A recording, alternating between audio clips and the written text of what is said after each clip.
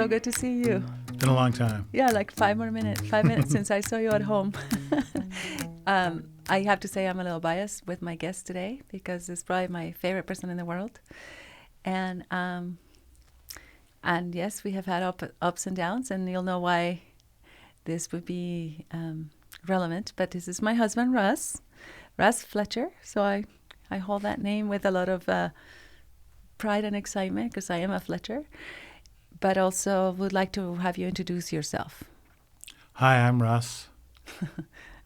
Russ Fletcher.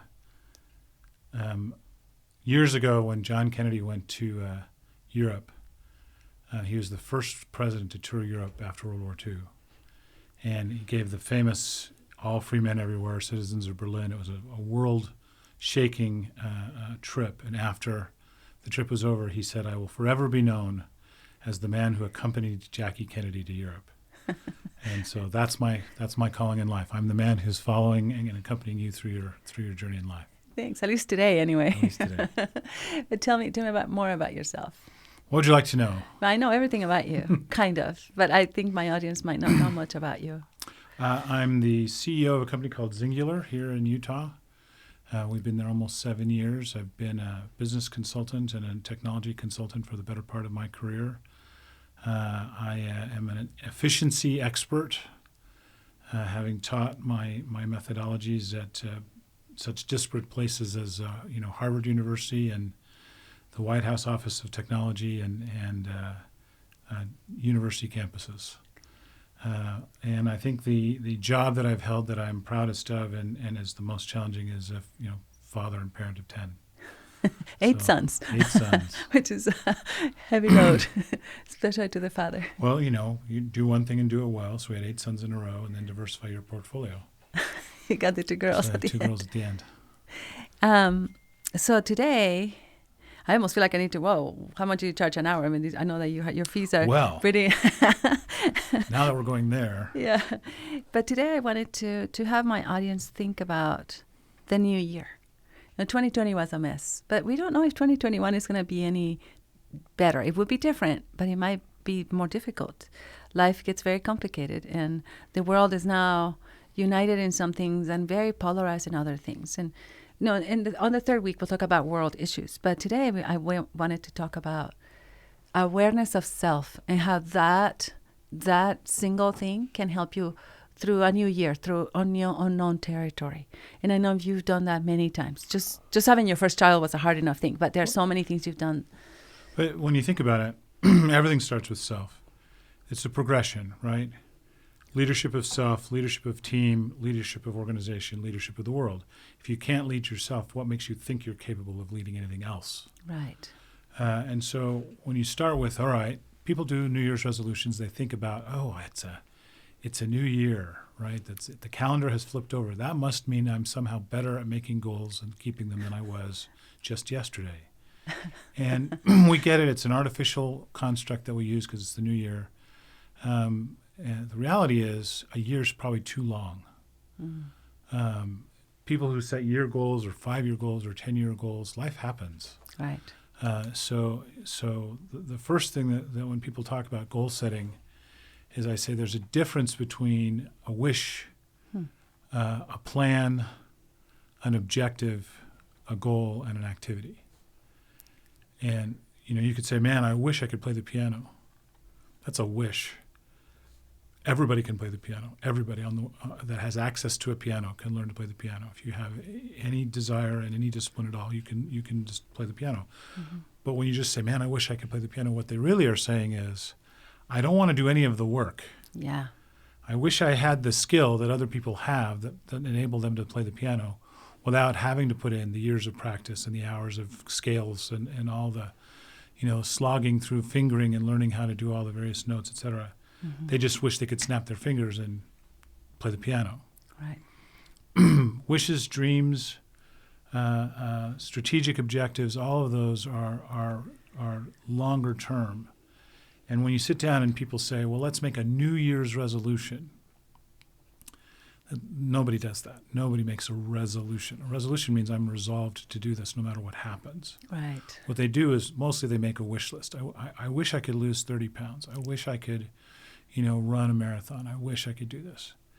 And so the first step in any kind of growth, anything, is what I refer to as get better reality. Get better. I love taking notes, especially every time I talk to you. Get better reality. Okay. So years ago, I listened to a seminar from a prominent venture capitalist in Silicon Valley, and he said, all venture capitalists are dealing with is somebody who wants to alter reality. Mm-hmm. They want to come and say, okay, here's what I'm going to do to alter reality. I've got this business plan, and it's going to change the landscape of the world in this way. Mm-hmm. And his reaction to all of them was, start with telling me what reality you see. Mm-hmm.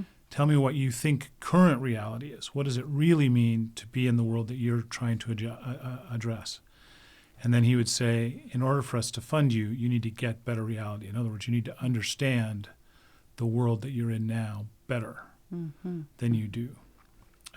David Allen, in his famous book, Getting Things Done, he says the first thing you have to do is take stock of everything you have to do.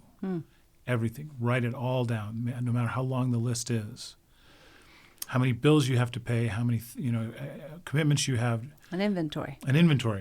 If you're going to clean your office out, let's say that's your goal. You're going to clean the office out. His advice is take everything out and take stock outside of the room that you're trying to clean of everything. Make sure everything is squared away, and then you can put back only that you want. Ooh, we just went through that in our house. Pantry, garage.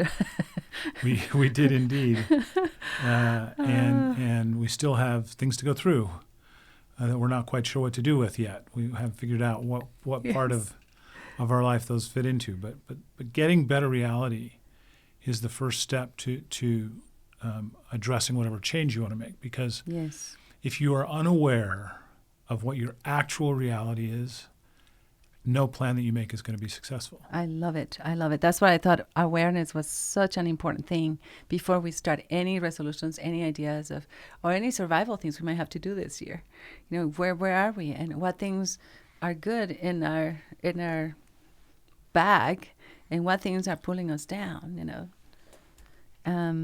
So you almost seem to me like you're referring to like an agile idea. You said you can't last a whole year.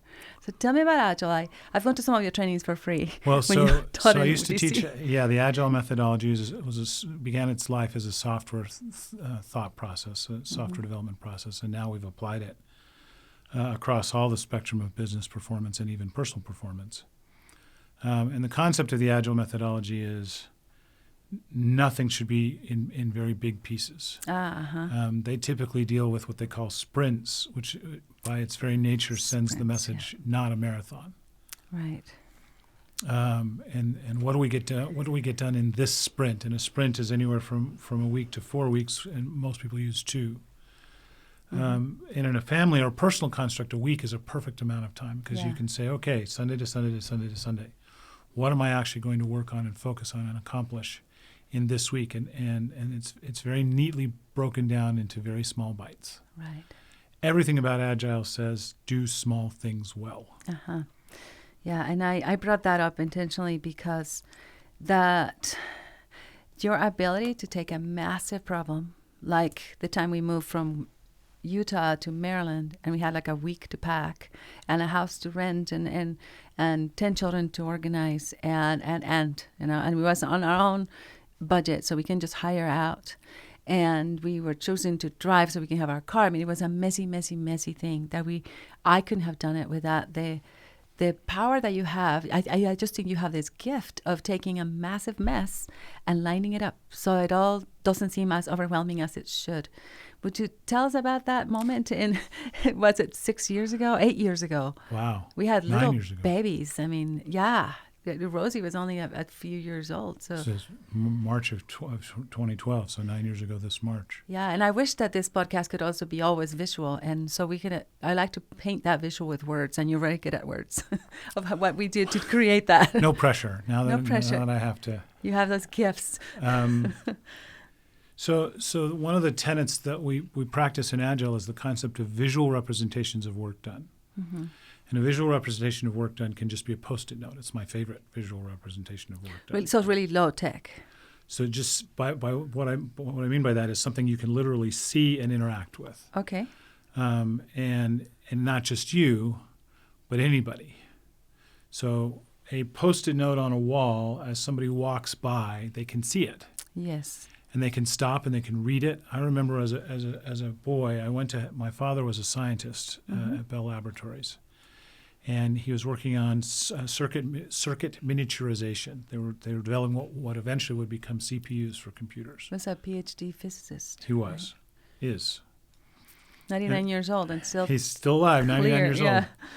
old. And they'd taken their latest chip. Now a chip would be about this big, right, microscopic.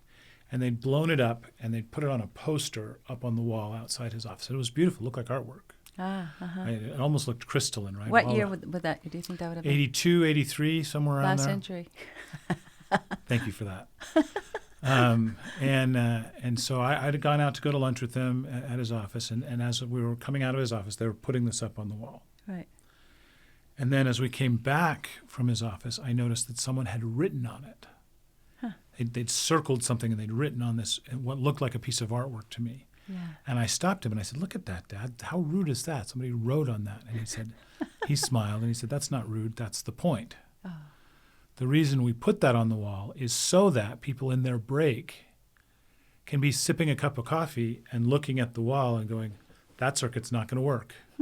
And they'll circle it and they'll highlight it, and somebody else will come along and go, I thought that was going to work. Maybe not. And now they're interacting visually with their reality. Yes. And so when we talk about an agile approach, for example, when we moved the house, we had 3 weeks to pack up everything, go to Maryland, find a house, pack up everything in Utah, pack it into the car, drive it across the country, and start my job in 3 weeks. Yeah. And we had a 4-year-old and a 6-year-old and an 8. Little teeny kids. Small children.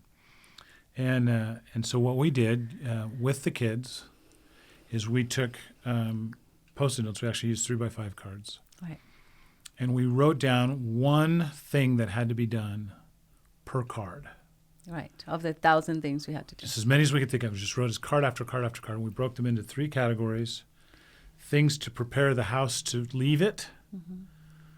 Things that had to move with us. And things to prepare the new house to move into. Right. Right. And we just stuck all of these 3x5 cards up on a wall. And we had 3 columns. We had the not started column. Which was everything at that Which point. was just this massive list of stuff. And then we had the really thin column, which was in process. Yeah. Which we left thin for a reason, and I'll talk about that in a second. And then we had the done column. Right.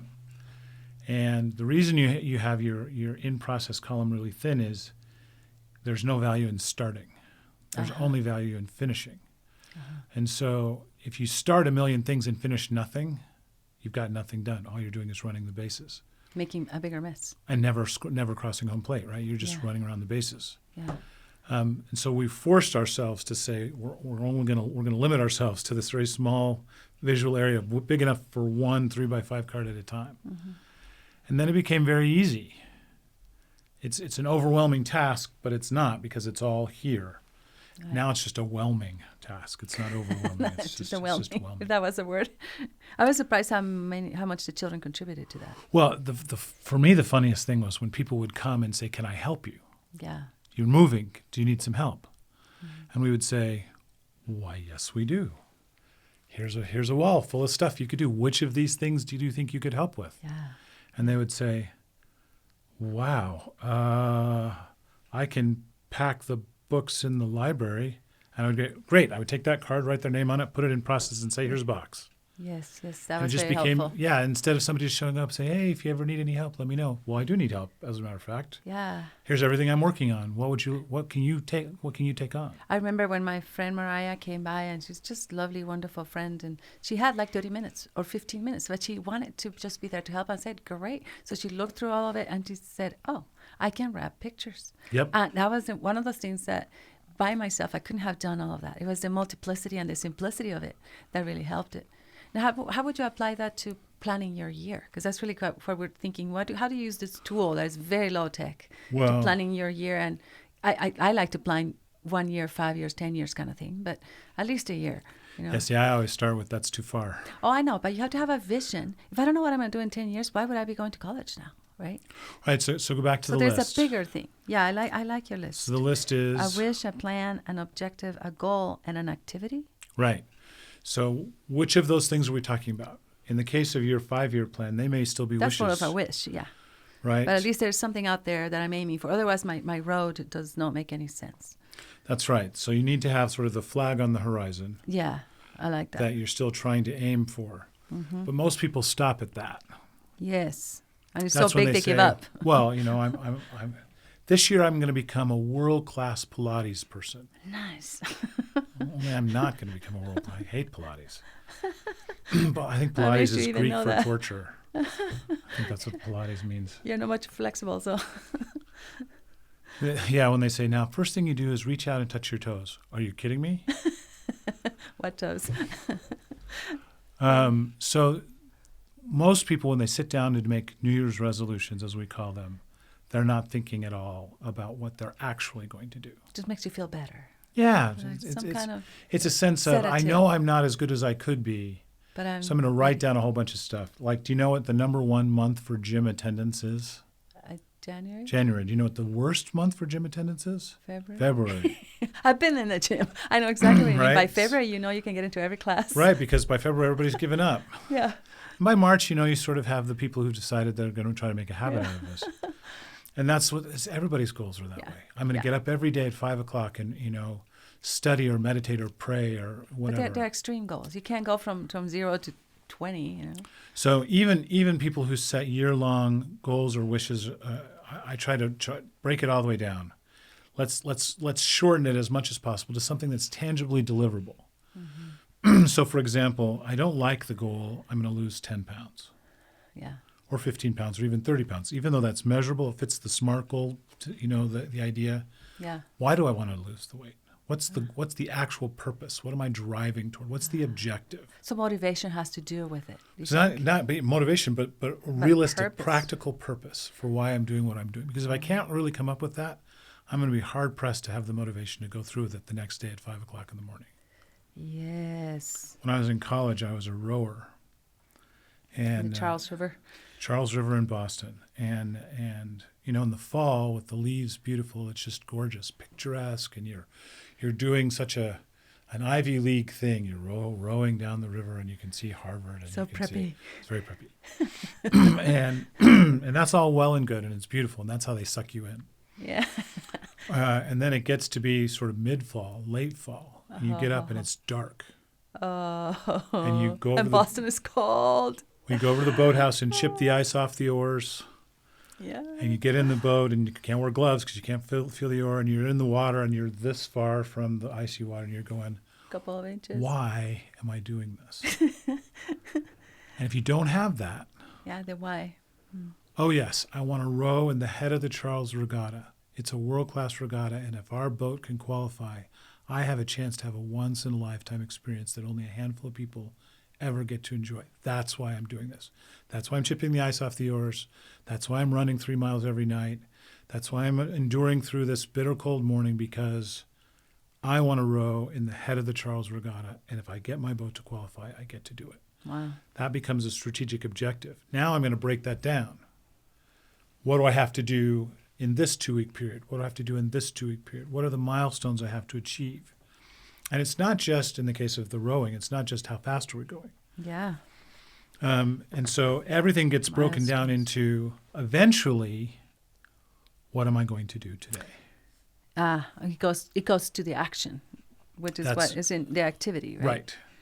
Right. And so, because if it doesn't ever make it to what am I going to do today, it just becomes this sort of ethereal, almost mess.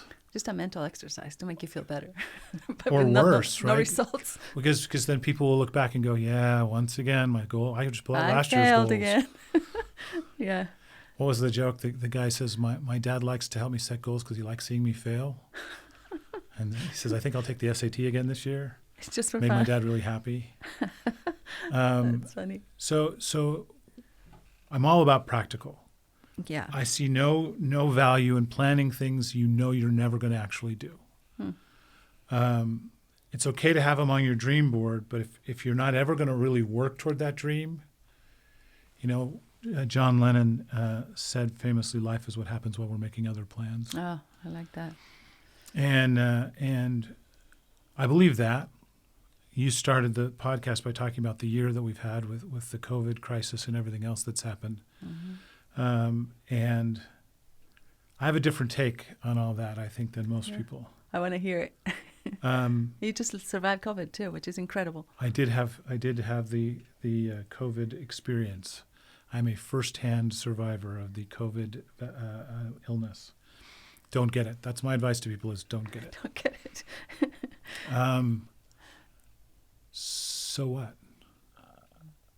This year has not been different than any other year. And I know that's a controversial perspective, but my perspective is every year has stuff like this. Yes. The only difference between this year and every other year is we experienced it together. The whole world. We all had the same challenges as opposed to everybody has challenges every year. Yes. Last year, you and our daughter were in a horrific car accident in Australia. Yes. Right? And That's tough. 3 months in Australia, tell me that was easier than this. Oh, no. No, that was harder than COVID. this. Right? And previous years, people go through challenges all the time. They lose jobs. They have challenges with their children, their finances, their marriage. Challenges are just challenges. Right. And if you face it like that and just say, okay, it doesn't matter actually how we got here. Mm-hmm. The reality is we're here. We can go back and we can study the past to try to not repeat patterns, and we should. Mm-hmm. One of the things I used to do as a consultant was I would come in and I would do an assessment. I called it my diagnostic. I would diagnose over the course of a couple of weeks what was wrong with the company. Mm-hmm. And we would produce a list of things that needed to be fixed. Mm-hmm. And then we would prioritize the list, and then we would go after it. And someone said to me, "Do you want? Let me explain to you how we got to this way." And I said, "Actually, I'm not interested. You don't have enough time. It's not worth it." And they would say, "Well, don't you want to know how we got here so we don't repeat the mistake?" And I said, "Well, yes, but if we fix this problem, we're not going to repeat it in the future. We're going to change the way we do things, right, so that it's not even going to be on our radar. You will be living a different life if we change what we've done, so we don't have to focus on the past." I actually really like that, because one of the things about psychology and family science that I study, some psychologists, some of that is let's see what my whole life has been and who I can blame. And that gets you nowhere. It's a victimhood thing. Yeah, what was the joke? If you're still blaming your father for not showing up at your 11th birthday party when you're 40, yeah, stop it. You've got bigger problems. Yeah. So you were going to tell us something about this year. How did you face those challenges? And outside of your own COVID experience, how did your company make it through? I mean, many companies closed down. Yeah, I mean, yours blew up. Unemployment went as high as almost 15%, which we haven't seen since the 70s. Right. You just, to use an analogy that I borrowed from someone, I can't remember even where I got it, so I don't want to pretend that it's mine. But you kill the closest snake. Imagine the scene from Indiana Jones. Indiana Jones gets dropped down into the pit of all those snakes. He's surrounded by snakes. He says, "Snakes, I hate snakes." Yeah. And they're everywhere. Yeah. 10,000, 100,000 snakes. Which one do you kill? Right. You don't worry about the 400 over there on that wall or the 600 over there on that statue. It's this cobra right here that's going to kill you. Right. You kill that one first. Yeah. Then you worry about the next one. That's why everything has to get broken down. Now, none of us has the luxury of dealing with only one problem at a time or one task or one thing. We all have to have multiple things, which is why back to visual representations of work done. You want to be able to see visually, of all the things I have to attack, which one is the closest snake? Which was the thing that's going to be of the most value to me at this time? The Agile world uses a term which is a bit of a mouthful. And the term is weighted shortest job first. What is that? That's Agile speak for kill the closest snake. Weighted shortest job first? So, for example, I have project A that's my most valuable, most important project, and it's going to take me 3 months. But when it's done, it's going to provide me incredible value. Right. And I have project B that really is only a couple of days worth and not as valuable as A, but valuable enough that if I get it done while I'm doing A, I get the value of the result of B the whole time. Right. Whereas if I do A first, I don't get anything until A is done. So Okay, that makes if I sense. can't break A into smaller pieces, weighted shortest job first says do B first and get the value from B and use that value the whole time while you're working on A. So for example, let's think about the project we've just gone through. We've just gone decluttering of essentially our entire house. Yeah, that was fun. It's a gift from COVID, though. We were A stuck. gift from COVID. I didn't go to 12 countries like I did last year. So what did we do? We did everything, but we started with cleaning our bedroom. Yes. Actually, even before that, I think it was the spice drawer.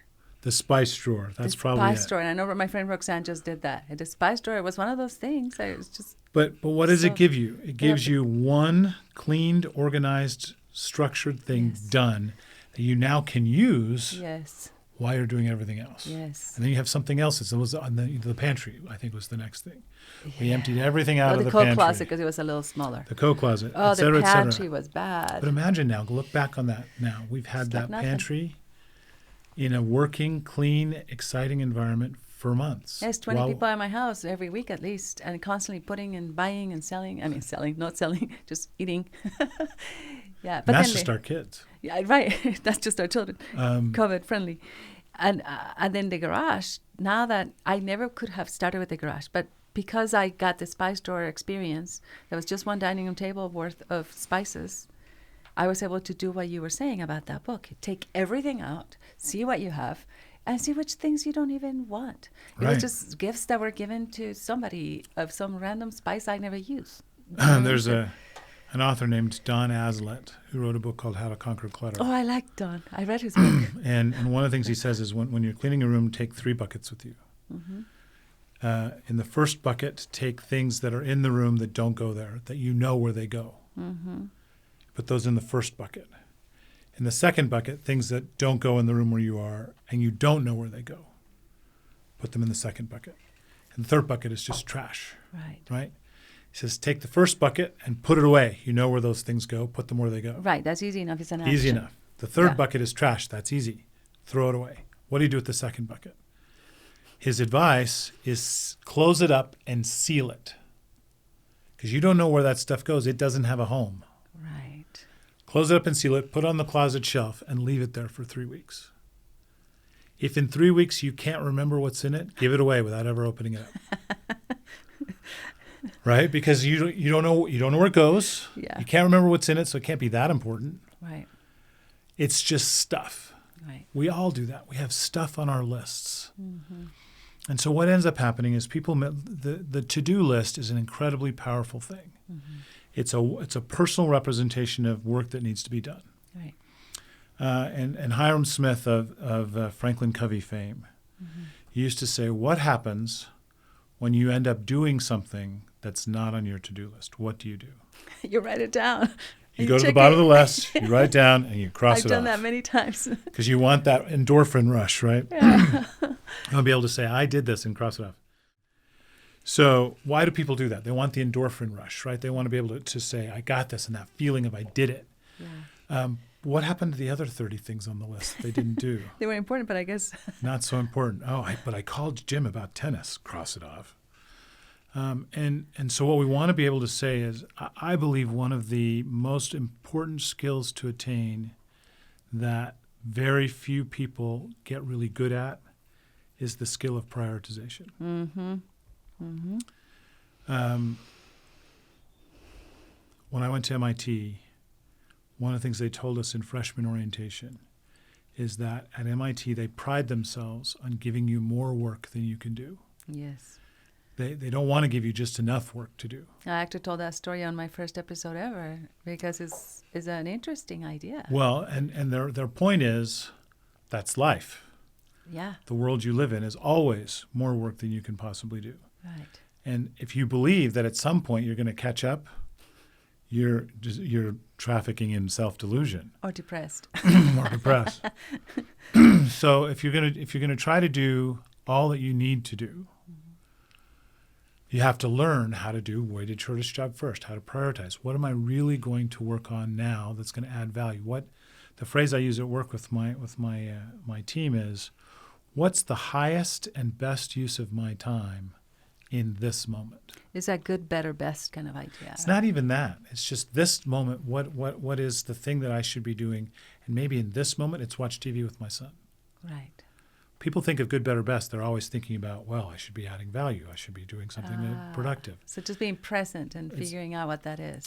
Years ago, my older brother and I mapped out a video game that we wanted to make. It was called Presidential Campaign. And you would be running a candidate. Your genius brother. My genius brother, programmer brother. And you would have a candidate, and you'd get to decide what the candidate was going to do each day. Mm-hmm. Was he going to speak? Was he going to do a rally? Was he going to fundraiser? Was he going to rest? What was he going to do each day? And the game would tell you what the other candidate was doing and how you were doing in the race. Yeah. If you campaigned, you went up in the polls. Right. So you would think, got to campaign every day. Oh, you're worn out. Yeah, and if you remember actual presidential campaigns, candidates lose their voice. Yes. Because they're not paying attention. Sometimes they have to rest. Sometimes they have to fundraise. Yeah. Because if you just campaign, you run out of money. Yes. If you run out of money, your campaign loses. And if you campaign and raise money and campaign and raise money, then you get sick. Mm-hmm. And and that's life. You have to have the highest and best use of my time. So back to awareness of what you're doing. Yeah. Here's my list. Here's the stuff that I want to get done. Yeah. Let me look at this and go, of all of these things, what's the highest and best use of my time right now? Right. And that's complicated because sometimes we only think about achieving. But there are people in the mix. You know, my 2-year-old, they might have an ear infection, and there's nothing more important than getting that little child to be comforted throughout the day. You know, so it's really, you can't be a work center or just church center or family center. You have to really figure out. So you have to be pretty much in tune with who you really are inside, which is a complicated thing. You know, how do you find out what is... Somebody better than me can help you with that. We'll get a psychologist here. But so I go back to my sister Tina. Yeah. Very talented computer programmer. Yeah. And when she was having her children, back before telecommuting was a thing, or COVID work from home was a thing, she was working from home. I remember that in the 80s. And she was paid a certain amount of dollars. Let's say $100 an hour is more than that, but let's just use that as a nice round number. And so she would say, well, $100 an hour, that's good money, right? And at some point, she began to make trade-offs. Uh-huh. She would look at the dishes, and she would say, it's going to take me 20 minutes. That's $50. If I'm getting paid $100 an hour, that's $35 just about, right? So, So is it worth me? I could pay a neighborhood kid $10 to do the dishes, and if I programmed during that time, I might come out ahead. And she began to make these trade-offs, and then they got really, really bad. She would say, well, my daughter wants me to read her a book. Mm. If I read her a book, that's going to take me 30 minutes. That's $50. Oh, yeah. Is it worth? You can't quantify people's relationships. You can't do that. And so that's when the highest and best use of your time is not a monetary measure. Right. It's a different kind of a measure. It's a fulfillment measure. It's that's why you get to define what highest and best use of your time is, and nobody gets to define it for you. Right. But you still need to think about it in those terms. And coming all the way back to the visual representations. If you don't have the list, then you just work on whatever you think of next. Life just happens to you. I remember an experience that I had once shortly after you had one of the children. You were in the hospital with the baby, and I'm home with however many kids were home. And I got up in the morning full of intention to do great things. And so I said, today I'm going to clean the playroom. So I went into the playroom and I started cleaning the playroom. And as I was cleaning the playroom, I realized there were some dishes in the playroom. Somebody had eaten. And this wasn't against the rules, but okay. So then I took the dishes down to the kitchen. And I realized that there were some dishes that hadn't gotten washed the night before. So I washed the dishes and put the dishes away, and was putting them away, and then I realized, there's some on the counter were some clothes that were dirty. So I took them to the laundry room, realized there was laundry that had been left so I took the laundry out of and I spent my day running the bases. Yeah, welcome to motherhood. And I got to the end of the day, and I'd worked myself out of my mind crazy all day, and nothing looked any different. And you looked exhausted, and the dinner wasn't even made. And That's funny. And I refer to that all the time as the concept of running the bases. Yeah. Our family, our situation, and my psyche would have been better off if I'd stuck with the cleaning of the playroom. And I got to the end of cleaning the playroom, and the playroom was now clean, and nothing else had changed. Something you could see. Well, not only that, but now I've got a clean playroom to work from. It's the clean spice drawer. Uh-huh.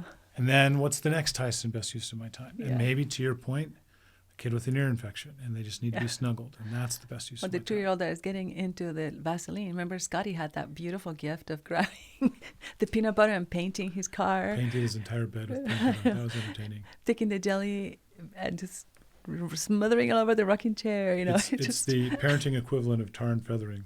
yes, very when much. they cover each other in peanut butter and then dump flour on top of each other's Oh heads. yeah, like our friends the Lawlers. That was so funny. But, as you come all the way back, if you don't have the list, if you don't even have a to-do list, if you don't have a Post-it note wall, if you don't have a sense of what you're trying to do in the overall scheme, you're just running the bases. You'll get something done. It'll be something, but you'll be exhausted and nothing will have changed. Right, and I think that the hardest thing about life in general is the relationships.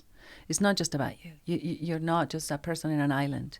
Is of course in parenting, as you know, is the children and the spouse and all the people that are connected to that mass of chaos. Really, it was interesting last night. I really liked the what Robert was telling us when we had our making our little gingerbread houses our thing. non-gingerbread house making extravaganza. Yeah, everything but gingerbread, really. We used all kinds of stuff. And that was a fun experience. But after everybody went home, I wasn't about to leave that chaos. I was going to be gone today. And I thought that was a very insightful thing for our oldest son to say, Mom, do you spend your whole life dealing with entropy? And I'm like, yes, somebody finally got it. That is exactly what I do. And she said, even if there wasn't a massive party or anything, even if you just sat, life is a mess. It Still just gotta moves clean the and gutter, bounces. and you still got to pick up the dirt or the dust. Yeah. So that's why I was saying before when I said, so what about COVID? Not that COVID itself is trivial, but that every year of someone's life, every time period has challenges to go through. Yes. And what's fascinating to me about what we're going through this year with this shared experience of the pandemic is seeing all the different ways people are responding. Yeah. And countries, and everybody has Well, their there's the country's response, which is interesting from a geopolitical perspective, and then there's the individual states within the U.S.'s response, and then there's the individual people in your neighborhood. Or even within the same family. Well, and then there's the reaction We had our of the kid total, with that mask the whole time, Well, and the total stranger in the grocery store who feels it's their right to tell you what you are and are not, what kind of person you are or are not, based on whether or not you're wearing a mask. Yeah, like boundaries are fuzzy. I'm fascinated by that, but what's really interesting to me is, in the context of what we're talking about here, how do people deal with it? What did we do? When the quarantine happened and all our kids were out of school, all of a sudden, the first Sunday that the kids were home from school, what did we do? We had church. We made a Post-it note wall of all the stuff we were going to do. Did. So they would not be so bored. Here's the stuff. Now that we're home, what can we do? And when I started moving things from the not started into the done column, I remember our son Grant looked at that and said, we haven't done all those. And then he looked at the list and he went, oh, yes, we have. There were a list of fun things. We didn't really add the work part. But that was the intent behind that wall. Because they were pretty depressed. High school, and it was his last year of high school, his graduating year. He was the star of the show that he didn't get to perform in. Right. He's an actor. That was so hard on him. So we worked very hard to try to make sure that his senior year would be memorable and not just in bad ways. Right. Right. So we had this list. Yeah. And I remember the night we had his girlfriend and her little brother over to tie-dye shirts. That was so fun. And we're all terrified. Somebody that is not from the family. And we tie-dyed shirts, and we never tie-dyed shirts before, and we did it. And they That was love those shirts, fun. and they're memorable, and they're now a lasting symbol of the fact that this was just another thing to go through. So you could take a tragedy of sorts and find the shining parts, find the possibilities of joy, like having our house all decluttered, right? Or having this specific traditions that we started because of the supposed fear, a pandemic or tragedy. Like those Friday nights, remember those Friday night movie nights that we had with some of Grant's friends? That was one of the funnest traditions because they had already been exposed to each other, and we just continued to have them every week. And that created a beautiful moment to remember, okay, we really appreciate each other now, even more than ever, because we're still alive, we can still see each other, we can still eat together. Even though it was something that we've done in the past, this became a lot more meaningful. Well, and again, because the shared experience of the pandemic is the same for everybody, now you can do some learning from each other. I like that. Learning. But it's all about this concept of it doesn't matter how I got here. I'm here. Yes. What am I going to do going forward? Yes. Yes. My son asked me a provocative question the other day. Your son, your one son. My one son, my one of 8 sons. And he said, when you came on board as the CEO almost 7 years ago, there were things that you looked at and said, well, we're going to fix that. We're going to fix that. We're going to fix that. I said, yes. In your consulting mind. Right. He said, if you were coming on board today and looking at the way the company is run that you're running now, are there things you would look at and say, well, I'm going to fix that. I'm going to fix that. I'm going to fix that. Interesting. And that's back to the concept of get better reality. I like that. You have to constantly be assessing, where am I? Yeah. That's why I say a year's too long. Yes. Yes, flags on the hill. Yes, you want to have things to aim for. But for example, we plan at our company in what we call trimester breaks every 4 months. 6 months is too long. 3 months seems too short. But The 4 trimester. 4 months seems just about right. Every 4 months, we revisit our plans. We say, are we still working on the highest and best use of our company's resources? I like to think we're doing a pretty good job. The company grew this year more than any other year in its history. We have had a remarkable run as a company, and we still like each other. So we're not working ourselves to death to the point where they don't like each other anymore. I remember the very tense few months when shipping was a problem. And your slogan of ship happens. I mean, I thought that was the funniest thing. It just happens. Keep calm, ship happens.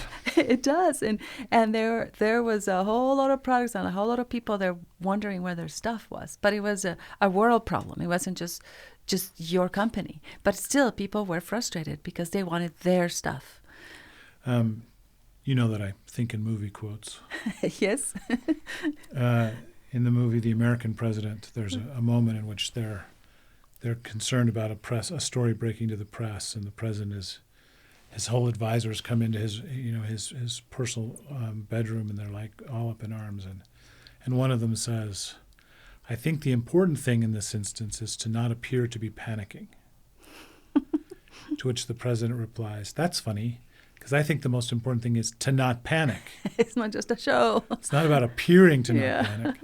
So if you're able to have your head about you and say, look, this is just where we are. Yeah. And we're just going to kill the next snake. Yes. And that's just what we're going to do. And how we got here is not that important as how we're going to get out of here. And where we're going is not important. Where we've been is not as important as where we're going. And all of that comes down to this concept of you got to get better reality. You have to have your head around what's actually happening. Not denial. What was it? I can't remember who said this, but it says that everybody is told lies by at least 3 people every day. Somebody who wants to flatter them, somebody who wants to hide something from them, and somebody who wants to not be blamed. And we have to see through that. Right.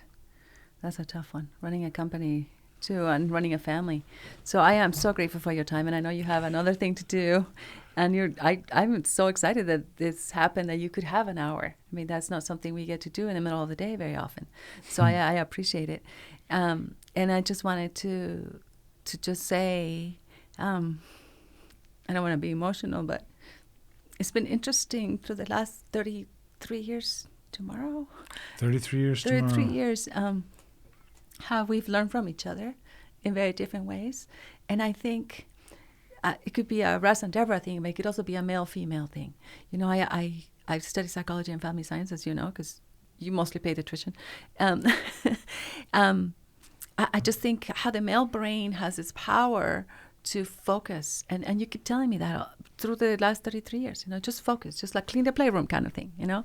And the female brain has the power to expand. So to me, it's like a compass, you know, like a cross, like you know where our family needs to go, and I do too, you know. But you're able to say, okay, focus on this. This is what we're doing right now. Just don't start the pantry while you're doing the coat closet and the bedroom or whatever, you know, in a simple way.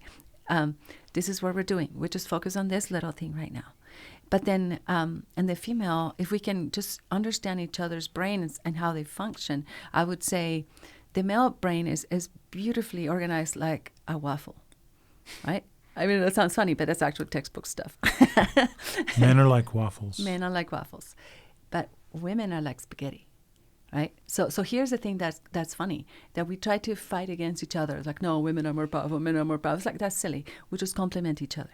So your idea to be able to focus, because you have compartments that you can use, and my idea to be able to fill in the spaces. You know, I could be more like the syrup. And who wants to eat a waffle without syrup? Does that make sense? So is that complementary? I'm thinking back to our trip to Yellowstone a couple of years ago. Oh, yeah. You said, I think we should go to Yellowstone. I think it was Stuart's idea. It was a good one. And I said, my favorite question, what's the goal? I hate that question, but it always gets us right. And you said, what do you mean, what's the goal? Just want to go. The goal is a trip to Yellowstone. What do you mean? I Yeah. said, no. Is the goal to go to see Yellowstone, to see as many of the sights as we can see, to see the wonder of the park, to experience Yellowstone? Every minute, yeah. Or is the goal to enjoy a family trip together with Yellowstone as the vehicle? Before Stuart left on his mission. And you said it was the second one. Right. And I said, great, now I know how to plan the trip. Right. I'm not going to worry about schedules. I'm not going to worry about seeing everything in the park. Get up at 5 in the morning. Get up at and run 5 around and be pack exhausted. a breakfast and get in line to go into the park before everybody else. Yeah. No, if we want to spend an extra hour at Old Faithful, which we did, Yeah, that was fun. because it's about the time together, that's when I say highest and best use. If you don't know what the goal is, Yeah. highest and best use becomes a problem. Right. Thank you so much. So we are... I could go on and on. Oh, I know. I would love to hear you, and I do take notes every time I talk to you, which is kind of funny. But what would be your closing thoughts? You know, we could definitely have like a 12-week course on this, because you have done such a good job gathering information and putting it into practice and running major projects and fixing major problems. You know? I mentioned that I think the skill that most people don't get good at, that I need to get good at, is the skill of prioritization. Mm-hmm. And I think part of the reason why most people don't get good at it, and maybe we spend another entire time talking about this, Mm-hmm. is that they think about it in terms of A, B's, and C's, or 1, 2s, and 3s, or good, better, best. Right. It's too simple. And if you think about it in terms of vital, satisfiers, and delighters, Oh, I like that. and make sure that your prioritized list has all of them in it, then life is full. They're fairly self-explanatory, but we just give us an example of those three. Vital, got to pay the bills. Yeah. If I don't pay the bills, they're going to shut my electricity off. So I got to have time to pay the bills. Mm-hmm. Satisfiers, I want to keep my house clean. It keeps me satisfied. It's not fulfilling, It to is your important. point. But if I live in a messy house, I'm not satisfied. Yeah. And a delighter is, I'm going to epoxy the garage floor. Yeah, which we did. Because Not I ourselves, don't but- actually have to have an epoxy floor, but man, it's sure nice to go out there and Just see what mop it feels like. Yeah. Thank you. Thank you so much for your time, and I'm grateful to know you. 33 years tomorrow. And hopefully Although forever. whenever this airs, it won't be 33 years tomorrow. It will be 33 years a month ago or whenever it is. Yeah, whatever that would be. But no, thank you for being here. Okay. Love you. I love you too. Thank you so much for joining us today. I really enjoyed talking to Russ and the many things that we learned together. He talked about self-awareness and how to set up our new year. It was also helpful to have the planning and perspective of a CEO of the year. If you want to learn more, please visit at peacetoday.com.